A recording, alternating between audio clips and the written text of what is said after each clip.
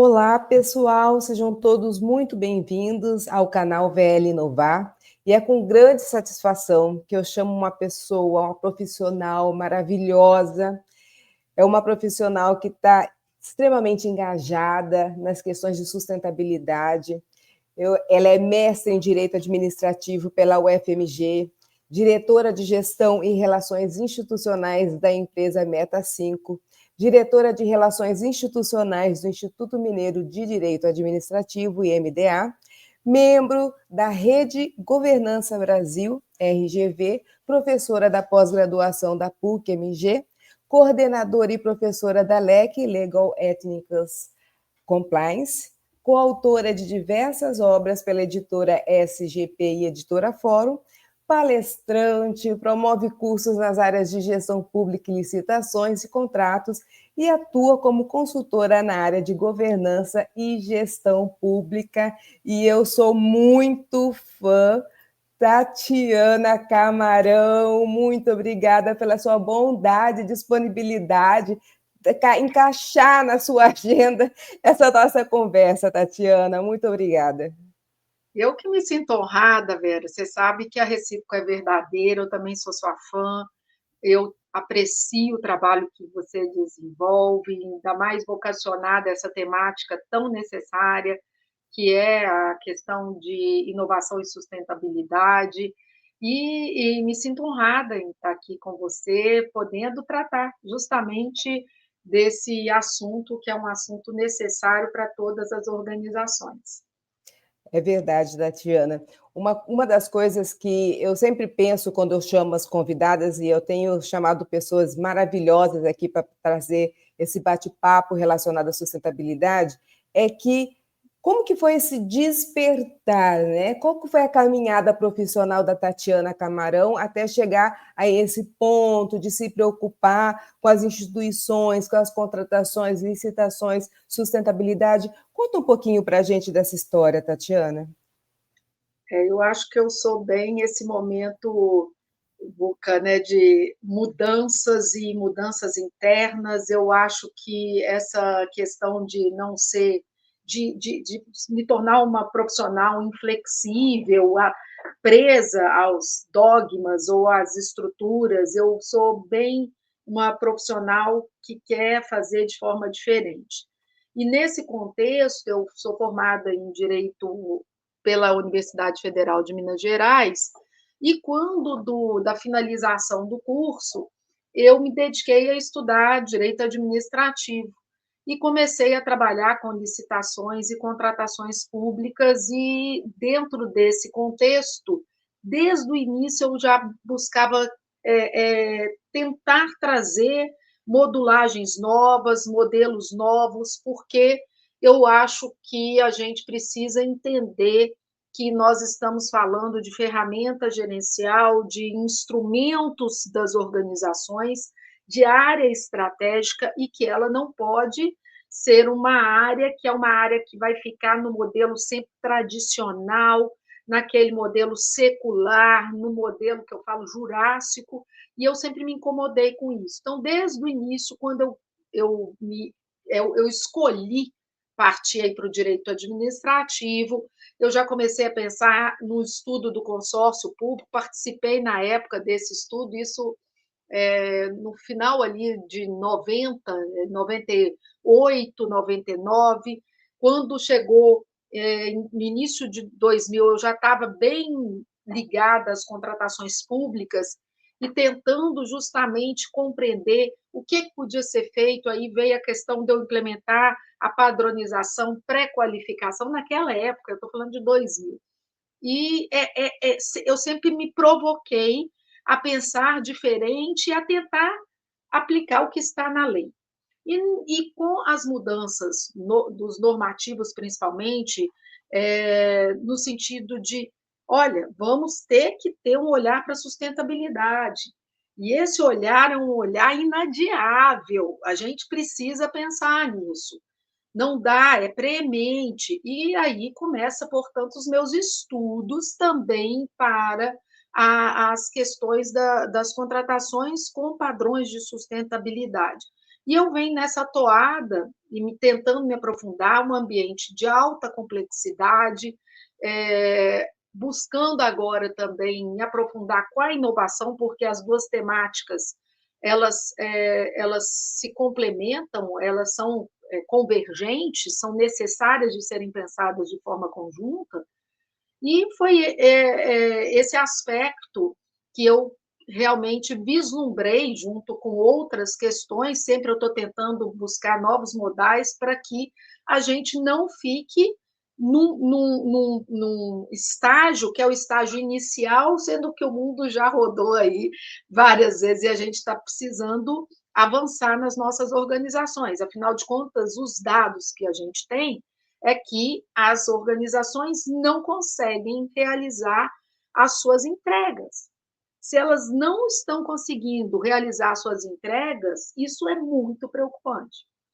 Mas eu tenho aqui, Vera, já que a gente está falando de sustentabilidade, eu tenho aqui uma evolução profissional que é uma evolução de muita labuta, de muito estudo. Se você perguntar na minha casa quantos finais de semana eu passei dedicada só à família, isso pode ter quem critique e tal, mas é porque eu gosto de estudar. Eu chego no final de semana, eu estou com livro, eu estou estudando, eu estou atualizando. É muito interessante porque as pessoas acham que a gente nasce sabendo. E não, o saber ele é conquistado. E no que diz respeito aos novos modelos, ainda mais sendo uma mulher, sempre foi muito desafiador, porque eu sempre tive que bancar, eu sempre tive um desgaste de energia muito elevado para poder manter ali um propósito. O fracasso, eu desde o início, eu sempre corri o risco do fracasso e eu falei, eu vou pagar para ver. Eu não quero saber se isso vai me levar a ser julgada pelo fracasso, porque se eu estou inovando, o fracasso faz parte. E essa coisa, o medo do fracasso, eu nunca tive. Eu nunca tive. E foi muito interessante porque, na medida em que a gente vai evoluindo, a gente vai aprendendo também que você vai ter dias que você não vai dar certo.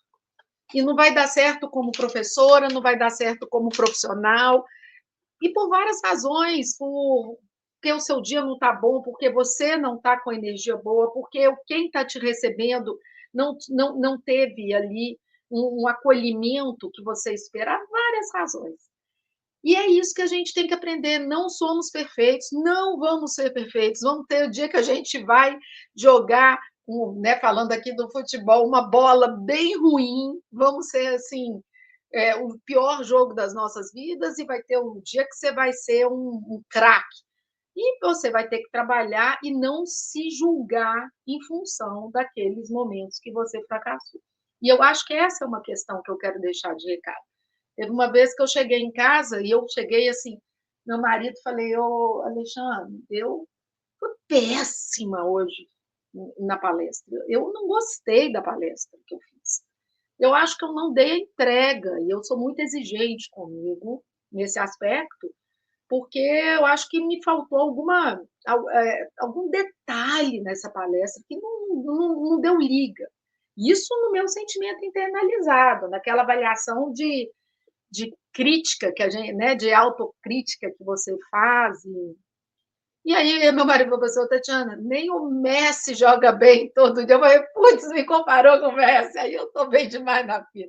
E aí, depois disso, eu falei, realmente, assim, nem o melhor do mundo no futebol joga bem todo né, jogo. Ele tem um dia que ele vai bem, tem dia que ele vai espetacular, tem dia que ele não vai bem. E assim, eu passei, a partir desse dia que o Alexandre me provocou, repensa um pouco, porque você está muito exigente, e essa exigência te faz mal. Eu comecei a ter aí uma avaliação assim, eu vou fazer de tudo para ir bem. Mas se não der certo, não vou me culpar por isso. E começo a desenvolver realmente as técnicas de avançar sem ter um prejuízo à minha saúde, à minha família, ao meu entorno. E essa talvez seja uma contribuição que eu posso deixar para todos, porque não é fácil a gente também conquistar espaços. As cobranças, elas são cada vez maiores. E o grau de exigência também vai sendo aumentado. E isso, para a gente que está no front, é muito pesado. É muito pesado. Então, ninguém acha que é glamuroso, que você está ali, nossa, que é glamour. Não tem glamour. O que tem ali é aquele que realmente tem é desejoso do estudo, é desejoso dos avanços e etc. Porque deixou de existir isso, vira peso. E é o dia que me virar peso, Vera, eu largo na hora. Na hora, não é meu. Porque prioridade na minha vida, eu vou te falar qual é a minha prioridade, chama família. O resto é, para mim, prazer.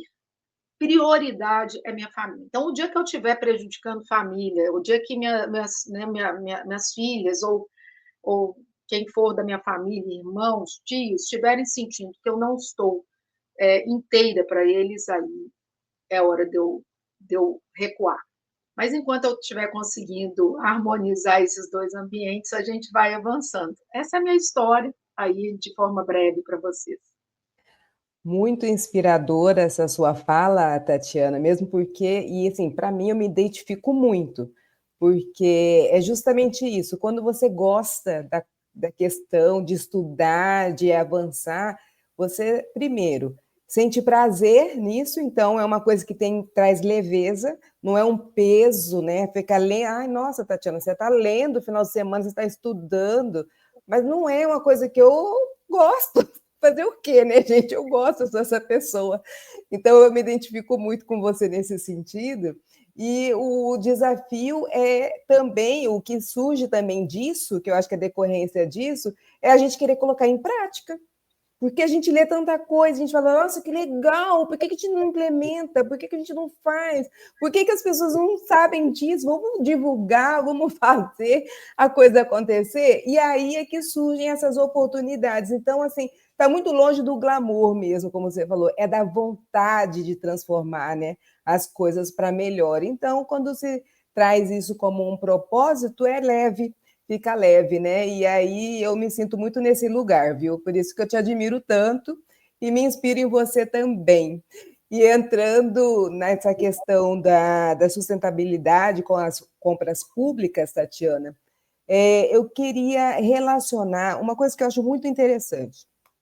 Eu visualizo muito que as instituições entendem as compras públicas sustentáveis, em especial as compras públicas sustentáveis, como um setor à parte da instituição, simplesmente naquela área que deve ser olhada, analisada por uma área específica, simplesmente, sem colocar essa questão na parte estratégica da instituição.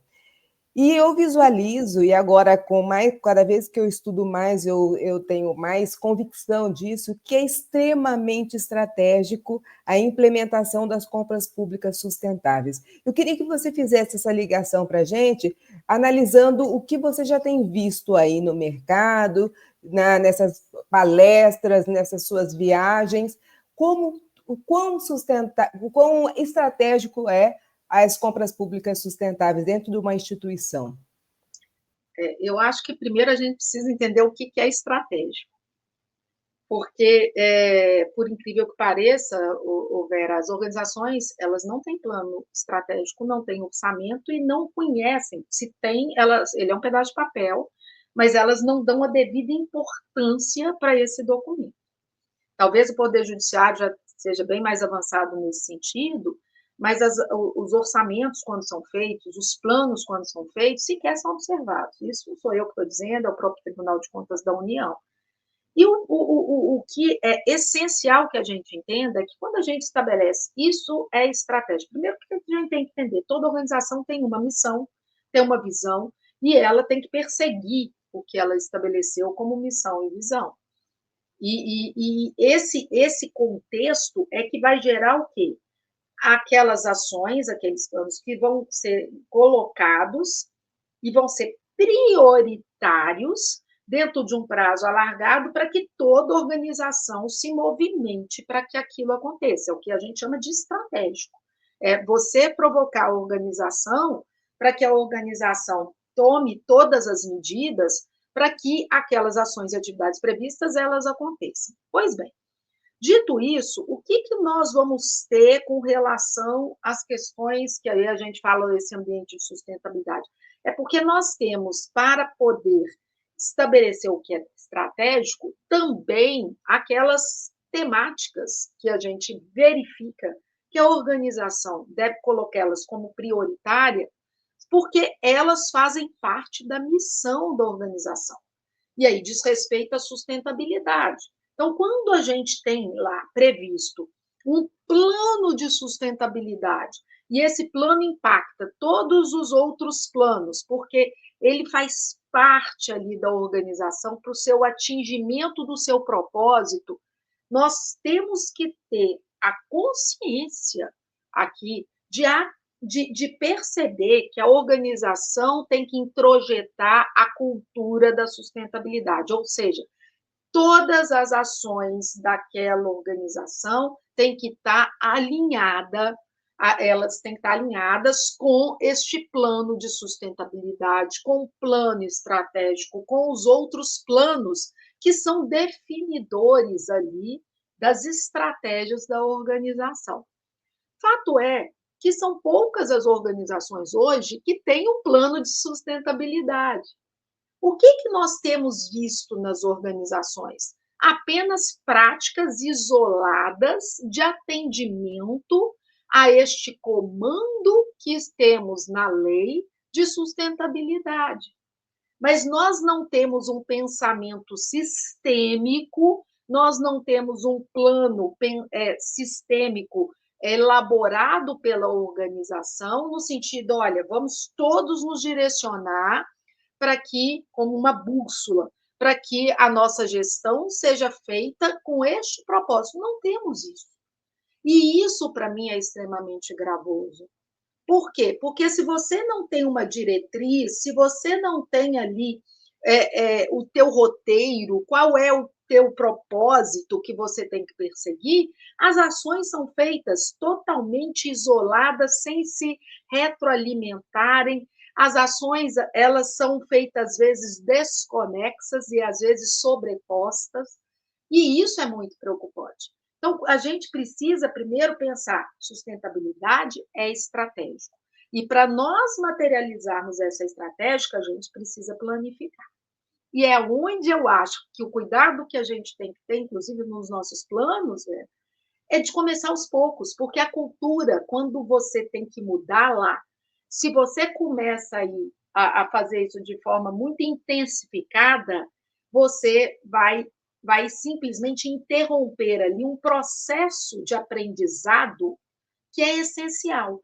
Não dá para pensar plano igual você já elaborou no tribunal, que é para mim uma referência, aquele plano maravilhoso. Não dá para pensar naquele nível de detalhamento. Não, talvez eu tenha que perseguir ali uma meta, eu tenho que ter um objetivo com a meta, eu tenho que ter ali uns 2 ou 3 objetivos e metas, e depois eu vou aumentando na medida em que a cultura vai sendo solidificada, vai sendo, eu falo assim, ela vai sendo encrostada na organização e todo mundo percebendo dos resultados, né, exitosos quando a gente adota essa dinâmica.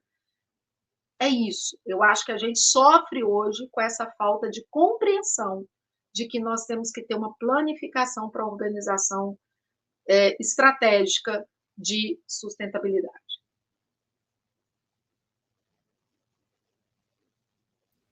Opa, caí aqui um pouquinho, mas, Tatiana, é muito interessante isso que você está trazendo, porque as compras públicas sustentáveis, se ela é encarada de forma institucional, ela trazendo essa questão da sustentabilidade como um norteador estratégico das ações da instituição, ela é transformadora, né? É transformador. E é assim, muito interessante como muda até o aspecto de convivência dentro da instituição, como que a gente consegue, de fato, intervir nos mercados, né, trazendo mais sustentabilidade, mais apoio na comunidade onde nós estamos. Então, assim, é transformador, traz engajamento, traz, né, assim, coisas que a gente não pensa. Agora, uma coisa que é o meu defeito, talvez, é a ansiedade. Então, você me trouxe um recado muito claro de que vamos fazendo aos poucos, porque a cultura desse engajamento, da implementação da sustentabilidade, né, da noite para o dia, né? Mas eu estou aprendendo, eu estou aprendendo justamente isso, de fazer as questões da maneira como a instituição consegue levar, né? Como ela pode receber e, dessa forma, trazer uma consolidação desses pensamentos, dessas ideias, com mais consistência, ao invés de a gente dar grandes avanços e, de repente, a gente ter que retroagir porque as pessoas não entenderam o que significa aquilo. Então, acho bem importante esse recado. E pensando nisso, eu tenho comigo, eu como economista também, penso muito nessa questão do envolvimento das compras públicas sustentáveis com o como mercado. Quando eu penso no mercado, eu penso em algumas coisas, de o quão potente são as compras públicas na intervenção do mercado, trazendo essa possibilidade do mercado também avançar nas questões da sustentabilidade. Mas uma das coisas que eu vejo de preocupação dos agentes públicos é sobre a economicidade, deles estarem perdendo muito na economicidade em relação às questões do mercado. Mas, ao mesmo tempo, se a gente não incentivar esse mercado a trazer maior sustentabilidade, essa economicidade também vai ficar cada vez mais difícil. Como que a gente equilibra essa questão, né? Uma questão instigante, queria que você trouxesse aí um pouquinho da sua experiência. A gente tem que fazer uma separação aqui em dois eixos que eu acho que são interessantes. Primeiro, que a gente tem que pensar o seguinte: hoje, os produtos com padrões de sustentabilidade realmente se apresentam com valor mais elevado, 20%, 30%, isso não tem dúvida. Só que a gente tem que pensar também que quando o mercado, e usando o poder de compra, que aí é o ambiente regulatório da licitação para impactar o mercado, nós estamos regulando também o mercado.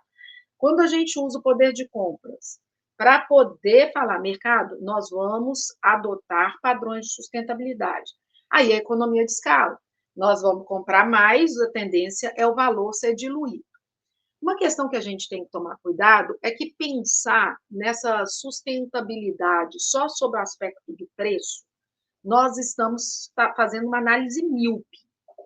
E por quê? Porque o que a lei, inclusive, nos traz? Nós temos que verificar o ciclo de vida do objeto. Naquele primeiro momento, aquela contratação, ela se apresenta como uma contratação que dá um resultado financeiro no momento ali da licitação, com o valor de face da proposta comercial, ela dá um resultado financeiro excelente. Mas, se nós formos utilizar daquela solução pelo prazo, dentro do ciclo de vida daquela solução, e ela consumir mais energia, ela consumir mais água, ela exigir mais manutenção, reposição de peças, o que vai acontecer? Aquilo que se apresentou inicialmente como algo que era valoroso, que está com preço excelente, analisando o ciclo de vida desta solução, ao final, ela não é a melhor proposta para a administração. Muito antes, pelo contrário, ela se torna a melhor proposta. Por quê? Porque o consumo de energia é mais caro, porque ela tem mais exigência de manutenção e de reposição. Então, esse pensamento é um pensamento míope. E mais, Vera, se a gente for observar, numa contratação em que a gente não coloca padrões de sustentabilidade, por exemplo, ambiental, nessa descrição, estamos comprando de produtos que não são de reflorestamento ou de uma empresa que polui o ambiente, o que vai acontecer? A economia ali gerada, ela está tendo, do outro lado, uma empresa que está degradando o meio ambiente, impactando negativamente, produzindo uma poluição. E quem vai ser responsável por essa política pública no que diz respeito à saúde dos cidadãos afetados, ao reflorestamento, aos impactos ambientais? Quem vai ser? Somos nós, o cidadão aqui.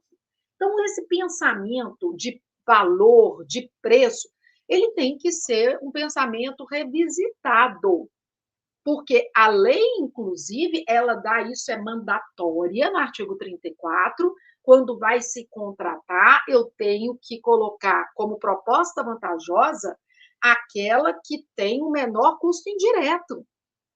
E toda a razão. Quantos equipamentos nós compramos e hoje são equipamentos que a gente já comprovou de forma cabal que eles trouxeram no lugar de vantagem, eles trouxeram prejuízo para a administração, seja pela manutenção, pelos consumos dele decorrentes. Então, a gente tem, aí sim, nós temos uma mudança de paradigma, que é pensar no ambiente. Eu falo que o Juarez Freire costuma falar insaciabilidade degradante. Não importa como é feito, com o que é feito, da forma que é feito, não importa. O que importa é o menor preço, é a insaciabilidade degradante. No lugar de se pensar de forma sustentável. Tem que importar sim. Isso nós temos que averiguar, porque o resultado de não avaliar essas questões é um resultado extremamente prejudicial para a administração pública. É bem interessante essa questão, Tatiana, porque você até trouxe a questão da lei, né, da 14133, que traz essa abertura, traz evidente, de forma mais evidente, a necessidade de ter essa composição mais inteligente na compra, na compras públicas sustentáveis, né? E uma coisa interessante que você falou, da gente, a questão de ver a durabilidade, pensar no ciclo de vida do produto, se a gente pensar bem, a gente faz isso na casa da gente, né? Então, assim, a gente não quer uma coisa que daqui a pouco a gente vou ter que descartar. A gente se preocupa com isso na casa da gente. Então, eu gosto muito das minhas palestras, fazer essa relação com os nossos bens, o que a gente adquire para a gente. É esse cuidado que a gente tem com a nossa casa, com a nossa família, é que a gente tem que ter com algo público, e ainda mais responsabilidade, porque a gente está mexendo com o dinheiro público, o dinheiro dos cidadãos a quem a gente serve, então a gente tem que prestar ainda mais atenção nessas questões. Então, assim, tem que ser feito, tem que ser olhado e tem que ser encarado. Uma das coisas que eu fico atenta e também me traz uma dúvida de como agir, Tatiana, queria que você expusesse aí as suas experiências, é como que uma área de contratações e licitações pode sinalizar para o mercado que essas questões de sustentabilidade estão mais ativas dentro da instituição e que, a partir de agora, essa instituição vai buscar esse mercado mais sustentável. Por que eu digo isso? Porque muitas empresas também não despertaram. Aqui no nosso estado de Mato Grosso, por exemplo, a gente tem essa dificuldade. Tem muitas empresas que ainda não despertaram para a questão da sustentabilidade. E uma das coisas, eu não sei se eu estou certa, estou errada, eu queria que você trouxesse também, um dos aspectos que eu vejo é sentar e conversar com os fornecedores. E uma coisa é que eu não sei qual é o linear aí, até que ponto a gente pode ir ao mercado, sinalizar de forma mais direta, com palestras, informações, divulgações, enfim, de que forma sinalizar esse mercado para que ele também se prepare para nos atender. Eu costumo dizer, Rita, que a gente pensa as ações dentro das organizações públicas num laboratório interno. É como se a gente não tivesse que interagir com o mercado. E o mercado, por sua vez, ele fica à margem de tudo que está acontecendo, porque ele é escutado. E o que eu vejo como fundamental é justamente participar do mercado dessas mudanças das estratégias que estão ocorrendo na organização no que diz respeito às contratações. Como é que isso poderia ser feito? Vamos imaginar, você tem lá o plano, seu plano de logística sustentável, ele já está sacramentado, aprovado, e ele já está dando as diretrizes das contratações. Essas diretrizes, elas vão impactar a produção dos artefatos da fase preparatória, porque eu vou ter que atingir aqueles indicadores, aquelas metas que constam do meu programa, ou seja, eu vou ter que buscar soluções alinhadas àquele plano de sustentabilidade. Tatiana, mas como as empresas podem contribuir e participar mais ativamente com soluções alinhadas a esse propósito? Por que não criar uma cartilha e fazer o lançamento dessa cartilha, explicitando o que é o plano de sustentabilidade, como ele impacta a escolha de soluções e o que é que hoje nós temos no arcabouço jurídico nosso das contratações que estão definindo que as contratações têm que ter padrões de sustentabilidade e que as empresas vão ter que adequar a essa realidade. É isso que a gente precisa entender. Então, há que se pensar, talvez, numa cartilha em que você vai demonstrar quais são as ações que estão sendo prospectadas para efeito de atingimento daqueles propósitos que constam de um plano de sustentabilidade já existente na organização, em que a outra parte ali, o contratado, o licitante, ele vai ter que também se adaptar. Aqui eu estou falando de faces da mesma moeda, eu não posso pensar num plano de sustentabilidade sem que o mercado também compreenda quais são as metas que eu estou propondo atender. Desse modo, em que eles têm essa percepção de quais são as diretrizes que estão vindo para as contratações, o que é que eles vão ter que adequar ali na hora da elaboração do estudo de solução ou da fixação do objeto no termo de referência, com certeza eu posso, inclusive, encaminhar por meio de consulta pública esses documentos, falar, mercado, contribua, conforme já é de conhecimento de vocês, com esses padrões que são necessários para que eu consiga atingir a meta. Digamos que eu tenho uma meta de menor consumo de combustível. Eu vou ao mercado, estou contratando aqui veículos. Como eu posso ter requisitos para o menor consumo? Mercado, eu estou contratando aqui veículo e tem que ter uma manutenção. Eu tenho uma necessidade de diminuir minha manutenção. O que eu tenho que prever também nesse edital? O que eu tenho que ter no estudo da solução como exigência obrigatória para se chegar numa solução que atenda esse propósito? Então, talvez o que eu vejo, Vera, seria para interagir uma cartilha para os fornecedores. É uma boa prática.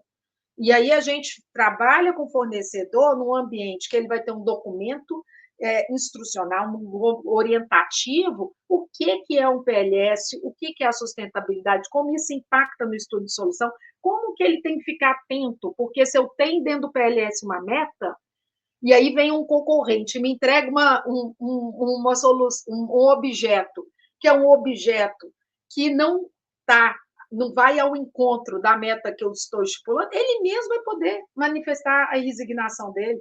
Fala, olha, vocês estão contratando errado. E é isso que, às vezes, a gente precisa, porque as áreas técnicas, às vezes, não detêm todas as informações, e se a gente puder fazer a consulta para os fornecedores nos ajudem, nos tragam informações para que a gente consiga atingir essa meta. Essas interações, elas são possíveis e devem ser feitas. Onde que está isso? Artigo 28 da lei, 21 da lei. E o que é que ele coloca? Só que tem que ser feito de forma republicana, com integridade. Publica ou encaminha, prazo 8 dias úteis, junta nos autos que todos foram ali acolhidos, as informações foram acolhidas e quais são as informações pertinentes que devem serem mantidas ou não, e por quê. Então, assim, eu vejo essa né, a cartilha, um aplicativo, aí é inovar, a inovação, para que os fornecedores fiquem mais digamos, próximos da administração, que é assim que tem que ser, e mais leais com os propósitos da organização. Uma coisa que me veio com essa questão que você trouxe é que eu visualizo muito, Tatiana, só complementando essa sua fala, é que a gente, normalmente, o que eu visualizo é que eu sinto falta dessa interação. Para princípio é isso, eu sinto essa falta, então normalmente a gente quer que os fornecedores adivinhem o que nós queremos e a gente quer adivinhar o que tem no mercado sem fazer essa relação de troca importantíssima, principalmente quando está envolvendo a sustentabilidade. E uma questão que eu visualizo é que isso vem, eu acho, de uma cultura ainda burocrática que a gente, da gestão burocrática que a gente carrega aqui, é mais alinhada com os processos. E a gente já está em uma outra versão mais gerencial, mais moderna, de trazer os resultados. Né? E como você falou, com integridade e transparência, gente, a gente pode fazer isso, por que não? Eu até brinco com meus colegas, assim, gente, a gente tem que parar de ser tímido. A gente está muito tímido, né? No sentido assim, vamos conversar, vamos sentar e conversar. Então, para poder fazer esses alinhamentos, então, eu faço essa brincadeira justamente para tentar provocá-los, né, nesse sentido, nesse aspecto. E nós estamos, assim, finalizando a nossa conversa, Tatiana, e nesse sentido, eu queria que você deixasse aí um bom exemplo, as suas palavras finais aí, de alguma coisa interessante que você tenha visto, que você possa compartilhar conosco, fique bem à vontade. Eu vou só pegar o gancho do que você falou. A gente sempre vê, né, a Lei 8666, ela tinha ali como pano de fundo o combate à corrupção. E por isso, talvez a gente tenha sido modulado no sentido, não podemos interagir com as empresas, porque isso importa num conluio, isso tem a ver com uma forma de poder orquestrar práticas de ilícitos concorrenciais. Então, esse afastamento do mercado e administração foi extremamente prejudicial, sabe, Vera? E essa assimetria informacional que você citou, ou seja, o mercado não entende a administração e a administração não conhece do mercado, e a gente começa a definir internamente as nossas demandas desconhecendo o mercado. Óbvio que não temos a nossa atividade, não é a atividade principal ali das empresas, é isso que vem desvirtuando as nossas contratações. Então, a gente precisa repensar realmente essas interações. E aqui, citando uma boa prática, eu vou citar o PLS de vocês. É uma boa prática, e quando eu falo de vocês, que você participou da feitura desse documento, o PLS do Tribunal de Justiça do Mato Grosso, que eu acho que é um documento informativo muito bem feito, ele está muito bem desenhado, ele tem uma estruturação que dá para servir, com toda certeza, o parâmetro necessário para os artefatos na hora de produção das contratações.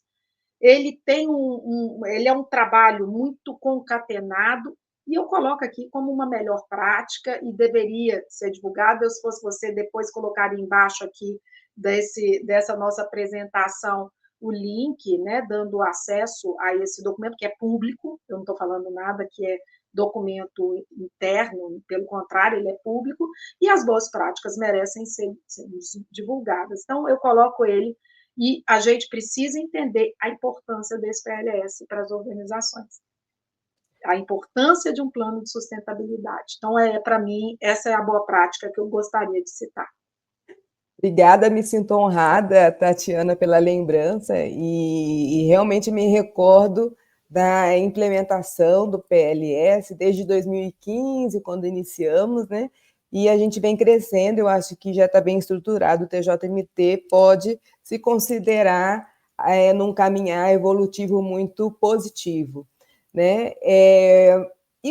Finalmente, Tatiana, você quer deixar alguma mensagem, algum recadinho geral? O que eu vejo hoje é que a gente não tem mais a opção de adotar ou não sustentabilidade nas nossas contratações. Ela deve ser adotada em todas as organizações, por todas as organizações, e é inadiável. Nós precisamos realmente repensar como nós estamos realizando as nossas contratações e entender que quando nós temos diretrizes de sustentabilidade, elas trabalham a favor de contratações mais exitosas. E não no sentido de que é mais um esforço, é mais uma exigência uma dificuldade, pelo contrário, ela é valorosa porque ela trabalha a favor de contratações que vão ao encontro do que a organização precisa, que é agregar valor ao negócio. Então, eu vejo hoje que esse é o meu recado, a importância de contratações serem pensadas de forma sustentável para a evolução, o salto evolutivo das organizações. Tatiana, você já tem uma lista aí dos próximos passos? Onde você vai estar? Você vai palestrar? Vai dar curso? É uma lista extensa, né? Esse semestre eu vou estar, assim, eu falei que eu vou aceitando, porque quando eu vejo, eu falo, meu Jesus, o que é isso? Curso, eu estou com vários cursos também sendo ministrados, né, que são cursos customizados que eu faço para as organizações, mas eu acho que quem quer saber aí da minha agenda, eu estou no Instagram, Tatiana_Camarão, e lá tem muito material que eu publico, e Vou material, colocar inclusive, também de no nosso acessibilidade, espaço perfeito. também. Uhum. E lá eles podem me acompanhar e verificarem onde que eu estou presente, caso queiram participar desses grandiosos eventos que são muito positivos para as organizações. Sim, eu recomendo fortemente, porque já ouvi várias palestras da Tatiana, então sigo ela também nas suas redes, Tati, e estou assim, sempre acompanhando, e é um excelente trabalho que você faz, com essa dedicação que você tem, né, nas questões de tudo que você faz. A gente percebe o carinho, o amor que você dedica a essas questões, tá? E agradecer imensamente. Sou muito grata por você ter me atendido. Eu Essa agradeço. Você sabe que eu seguidora. tenho um carinho especial por você, né, Vera? Então, agradeço de coração o acolhimento, e a honra é toda minha de estar aqui fazendo parte desse projeto, e quero parabenizar você por essa iniciativa. Muitíssimo obrigada, Tatiana. Vamos marcar outros encontros, minha querida. Obrigada. Obrigada a você. Beijo. Obrigada, beijo. Então, pessoal, falei com essa pessoa incrível que é a Tatiana Camarão. E gostaria que vocês republicassem, que vocês encaminhassem essa nossa conversa, que é extremamente importante, e divulgassem o nosso trabalho.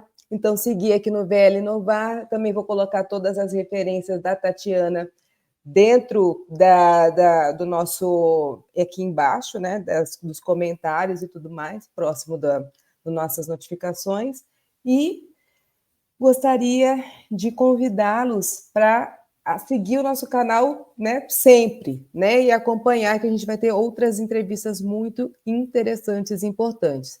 Muito obrigada por estar aqui conosco, um grande beijo e até a próxima.